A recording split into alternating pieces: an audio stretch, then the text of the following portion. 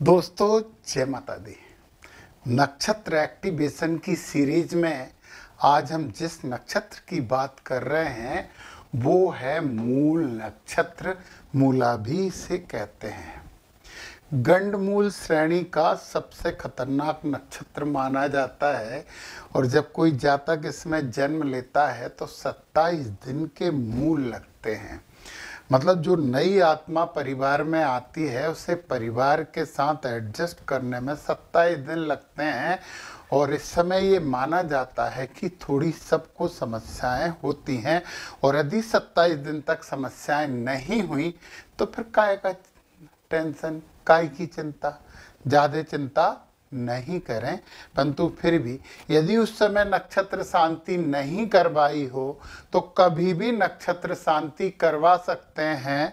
और पितृपक्ष में भी ये बहुत अच्छा विधान होता है जिसमें हम पितरों के तर्पण हवन के द्वारा भी नक्षत्रों की शांति कर सकते हैं। तो इस मूल नक्षत्र के चारों चरणों में गुरुदेव की धनु राशि यानी बुद्धिमान राशि होती है और यदि आपने धनु राशि में जन्म लिया है तो आपको ओम श्रीम देव कृष्णाय ऊर्ध्व दंताय नमः इस मंत्र को कंठस्थ कर लेना चाहिए और जब भी मौका मिले इसका जाप करते रहना चाहिए। दोस्तों यकीन मानिए आपकी बहुत सी समस्याएं कम हो जाएंगी। आप बोलोगे कि नहीं सर समस्याएं तो होती हैं, ज़्यादा होती, कम हो गई। ये सकारात्मक दृष्टिकोण अपनाइए और इस मंत्र का जाप करने की आदत बना लीजिए। दूसरा जो मंत्र है जिसका जाप करते हैं वो नक्षत्र मंत्र होता है और वो इससे भी कई गुना ज़्यादा प्रभावशाली होता है। तो चलिए हम मूल नक्षत्र की बात करते हैं जो कि मैंने आपको बता ही दिया है कि 27 दिन के मूल लगते हैं और इसके स्वामी ग्रह हैं केतु। केतु आध्यात्मिक होते हैं, धार्मिक होते हैं, परंतु उनका सिर नहीं होता तो अध्यात्म और धर्म की कोई दिशा निर्धारित नहीं रहती है। और इसके देवता हैं निरक्ति। इसे ऐसे भी लिख सकते हैं निरक्ति, ऐसे भी लिख सकते हैं। ये जो निरक्ते नमा है ना, इसे हम लिख सकते हैं निरक्तये नमः। ओम निरक्तये नमः इसका महामंत्र है। इस मंत्र का जप करिए और करते रहिए। 108 आवृत्ति आप यदि रोज कर सकते हैं तो बहुत शुभ होगा, बहुत अच्छा होगा। इस नक्षत्र में कुछ अच्छे फल हैं, बुरे फलों में बहुत कमी हो जाएगी, अच्छे फलों में बहुत वृद्धि हो जाएगी। जब भी कोई पूजन पाठ हवन आपके घर में होता है तो इस मंत्र से 108 आहुति आप जरूर दे दीजिए। और इसमें जो होम द्रव्य होगा कोई ना कोई कंद मूल फल जरूर होना चाहिए और घी होना चाहिए। बाकी आप जितनी भी सामग्री इसमें डाल सकते हैं डालिए, कंदमूल फल और घी, ये दो चीजें होनी चाहिए। बलि पदार्थ होता है घी, खीर और मिठाई। आपको पूजन के बाद दान जो करना है वो चांदी के पात्र का दान कर सकते हैं। चांदी के पात्र का दान करना आपकी शुभता में बहुत वृद्धि कर देगा। इस नक्षत्र का वृक्ष है बबूल। बबूल वैसे तो कांटे वाला वृक्ष होता है पर आयुर्वेद में इसकी बहुत विशेषताएं बताई गई हैं। यदि बबूल की दातुन से आप दांत साफ करते हो तो दांतों में कभी कीड़ा नहीं लगता, दांतों की संबंधी कोई बीमारी नहीं होती है। तो बबूल के पेड़ की पूजा करिए, इसकी दातुन करिए। और अति मित्र नक्षत्र है ज्येष्ठा और चील का, उड़ती हुई चील का आप घर में फोटो लगा लें तो बहुत शुभ होगा। अब इसकी जो जड़ी है वो मदार है, मदार मूल इसकी जड़ी होती है। अच्छा एक और बात बता देते हैं आपको कि बबूल तो है परंतु इस नक्षत्र के लिए और भी शुभ जो वृक्ष है वो बरगद भी है। तो बबूल की दातुन कीजिए और बरगद के पेड़ की सेवा कीजिए और पूजा कीजिए, बहुत शुभता मिलेगी। और बरगद के पेड़ तो बहुत ज़्यादा एरिया घेर के रहते हैं, वो जड़ें ऊपर से आके नीचे आती हैं। आप उसके परिक्रमा लगा लीजिए कम से कम 11, तो आपकी वॉकिंग भी हो जाएगी और बहुत फायदा आपको हो जाएगा। ये नक्षत्र में यदि आप जन्मे हैं तो आप ताम्रपाद लेके जन्मे हैं, तांबे का पाया है। थोड़ा कम शुभ होता है, थोड़ा कम शुभ होता है, पर शुभ तो होता है। और ये जो नक्षत्र है ना मूल, ये तमोगुणी है।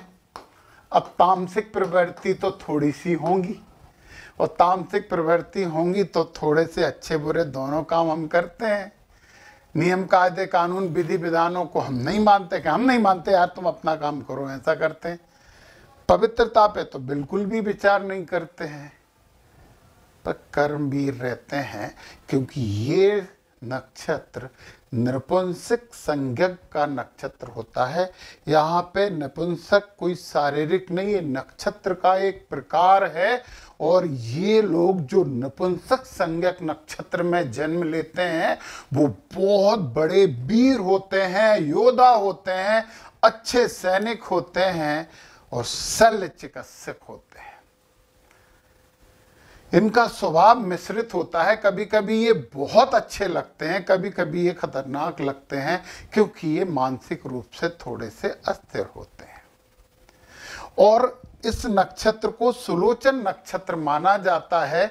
यदि इस नक्षत्र में कोई चीज गुम गई तो ना तो पता चलता है और ना ही वो मिलती है, दोनों ही चीजें हैं इसमें।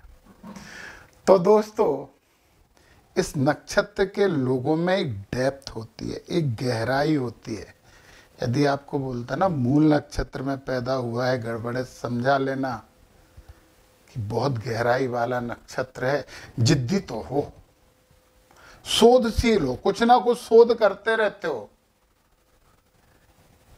किसी को भी जड़ से उखाड़ने की शक्ति रखते हो, और रहस्यमयी चीजें आपको बहुत भाती हैं। पुनर्जन्म के बारे में तो ज्यादा ही सोचते हो कुछ, और अपने पुनर्जन्म से भी कहीं ना कहीं कुछ जुड़ाव आपका रहता है। आपने कभी ना कभी महसूस किया होगा, कहीं नई जगह गए और आप सोचते हो कि अरे यार ये जगह तो ऐसी थी, मैंने देखी थी पहले।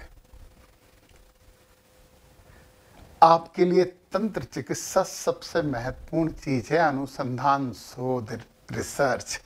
ये आपके लिए सबसे बेस्ट बिजनेस हो सकता है। तो चलिए दोस्तों, हम बात करते हैं इसके चारों चरणों की। चरणगत विशेषता ये है, ये सब 3 डिग्री 20 मिनट वाले होते हैं। नहीं दिख रहा है तो सफेद कर लेते हैं। हर में 3 degree 20 minute, 3 degree 20 minute, 3 degree 20 minute और 3 डिग्री 20 मिनट, 4 भागों में बांट देते हैं एक नक्षत्र को। और कृष्ण मूर्ति जी ने तो कितने सारे पार्ट कर दिए हैं इसके, इसलिए वो और बहुत बड़ी एक्यूरेसी शो कर देते हैं। तो हम उनकी बात करेंगे तो जरूर। तो जब प्रथम चरण में जन्म लिए हैं तो स्वामी मंगल हो गए। आपको गुरु की पूजा करनी है क्योंकि आपके राशि स्वामी है। आपको गणेश जी की पूजा करनी है क्योंकि आपका नक्षत्र स्वामी केतु है। फिर ओम निरक्तये नमः का आपको जप करना है क्योंकि निरक्ति इसके देवता हैं। और फिर मंगल में आपको जय हनुमान ज्ञान गुण सागर, इतना सा काम कर लीजिए। राशि तो धनु होती है। पता है जब आप प्रथम चरण में जन्मे होते हो तो किसी से भी खरी खोटी बात करने में चूकते नहीं हो। जो कहना होता है कह देते हो, अच्छा लगे या बुरा लगे उसका वो जाने, हम तो कह देते हैं यार। स्पष्ट भाषी होते हैं, परंतु ज्ञानी भी हो आप। गुरु की राशि वाले ज्ञानी नहीं होंगे तो कौन ज्ञानी होगा। आप रिसर्च के फील्ड में जाइए, बहुत प्रगति होगी। सबसे अच्छा क्षेत्र है आपके लिए, आपके कैरियर के लिए रिसर्च का क्षेत्र सबसे अच्छा क्षेत्र होता है। अब यदि आपने द्वितीय चरण में जन्म लिया है तो इसके स्वामी हो गए सुख। एक डिसेंट बिहेवियर आप में आ जाता है। आप बहुत अच्छे ज्योतिष बन सकते हो। भौतिक रूप से आप बहुत विकास प्राप्त करोगे, भौतिकतावादी आप हो जाओगे। नीट की तैयारी कीजिए, आयुर्वेद वगैरह अपनाइए, होम्योपैथी अपनाइए, एमबीबीएस करिए, डॉक्टर बनिए। बनोगे और इतने अच्छे डॉक्टर बनोगे कि आपका नाम होगा, लोग बोलेंगे कि उस डॉक्टर के पास जाओ। कौन कह रहा था ये मूल नक्षत्र बेकार नक्षत्र है? पूछो उसे, पकड़ो कि क्यों कह रहा था तू ऐसा, तेरे को पता क्या मूल नक्षत्र के बारे में। यदि आपने तीसरे चरण में जन्म लिया है, स्वामी बुध है, बुद्धिमत्ता की मात्रा बढ़ जाएगी, सुंदर आप दिखोगे, शिक्षा शास्त्री होगे, एक अजीब सी चीज होगी आप में, आप उतने ही आध्यात्मिक होगे, उतने ही सांसारिक होगे, दो नावों की सवारी बखूबी करोगे आप, अध्यात्म में भी और सांसारिकता में। अच्छा, आप विनोदी होगे, लोगों से बात करके लोग खुश होंगे आपसे बात करके। तंत्र क्रियाएं आपके लिए बहुत अच्छी, तंत्र ज्ञानी बन जाओ, तांत्रिक बन जाओ, बहुत अच्छा करोगे।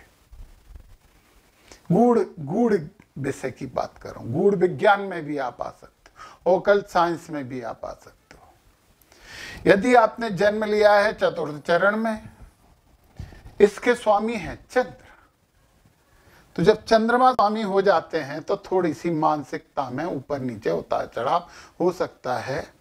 आप बुद्धिमान होगे, आप भ्रमणशील होगे, घूमना फिरना आपको बहुत भाएगा, भावुक तो आप होगे, चंद्रमा आ गया तो भावुक तो हो ही गए, परंतु यार भावुकता में आप दुखी नहीं होगे, प्रसन्न चित्त रहोगे। कितनी अच्छी बात है, चंद्रमा आ रहा है तो उतार नहीं आ रहा, चढ़ा भी चढ़ाव आ रहा है, टेक्नीशियंस बन जाइए। ये आपके लिए बहुत अच्छा फील्ड है, इस फील्ड में आप बहुत अच्छा करेंगे। तो दोस्तों, नक्षत्र कोई भी हो, सुधारा जा सकता है, बुरे गुणों को थोड़ा कम किया जा सकता है, अच्छे गुणों को बढ़ाया जा सकता है। यदि जन्म के समय आपने नक्षत्र शांति नहीं करवाई हो तो आपको किसी भी हालत में नक्षत्र शांति करवानी चाहिए, उचित और योग्य विद्वान के द्वारा, तो शुभता में और वृद्धि हो जाएगी। वैसे तो आप प्रगतिशील हो ही। जय माता दी।